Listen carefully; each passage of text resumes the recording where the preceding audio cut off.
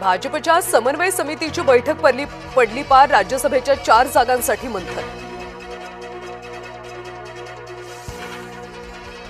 आज मुंबई मनपाचं बजेट. मुंबईकरांचं बजेटकडे डोळे.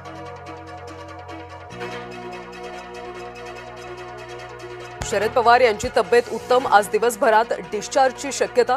Ruby hall क्लिनिकच्या डॉक्टरांनी दिली माहिती. राष्ट्रपती द्रौपदी मुर्मू आज बुलढाणा नागपूरच्या दौऱ्यावर. शेगावात गजानन महाराजांचं दर्शन घेतलं.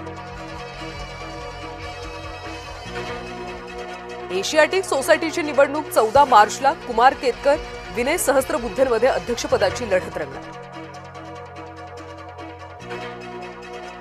जमावाच्या बेदम मारहाणीमध्ये तरुणाचा मृत्यू. मुलाला पळून नेण्याच्या संशयावरून तरुणाला मारहाण. जळगावातल्या आव्हाणे शिवारातली घटना. पोलिसांच्या आश्वासनानंतर परभणीमध्ये शिवप्रेमींचा मोर्चा स्थगित. बोरी गावात संभाजी महाराजांच्या स्मारकावरून वाद. स्मारक उभारल्यानंतर 46 तरुणांवर गुन्हे दाखल.